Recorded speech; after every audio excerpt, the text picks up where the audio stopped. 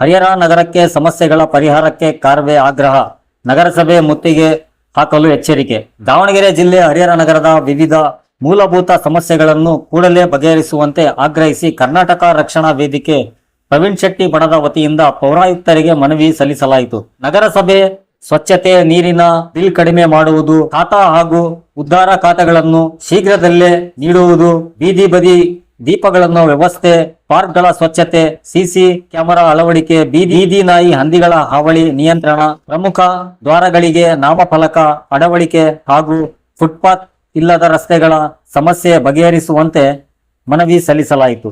ಈ ಸಂದರ್ಭದಲ್ಲಿ ತಾಲೂಕು ಅಧ್ಯಕ್ಷರಾದ ವೈ ರಮೇಶ್ ಮಾಣೆ, ನಗರ ಘಟಕದ ಅಧ್ಯಕ್ಷರಾದ ಪ್ರೀತಂ ಬಾಬು, ಉಪಾಧ್ಯಕ್ಷರಾದ ಅಲಿ ಅಕ್ಬರ್, ಗೌರವಾಧ್ಯಕ್ಷರಾದ ಸಿದ್ದಪ್ಪ, ರಜಾಕ್, ರವಿ, ರಾಮು, ರಂಗಣ್ಣ, ಭಾನುಮೂರ್ತಿ, ವಸಂತ್, ರುದ್ರೇಶ್, ಗಣೇಶ್, ಗಿರೀಶ್ ಹಾಗೂ ರಕ್ಷಣಾ ವೇದಿಕೆಯ ಪದಾಧಿಕಾರಿಗಳು ಉಪಸ್ಥಿತರಿದ್ದರು. ವರದಿ ಶೇಖ್ ಅಲ್ತಾಫ್, ಸ್ಮಾರ್ಟ್ ನ್ಯೂಸ್ ಕನ್ನಡ, ಹರಿಹರ.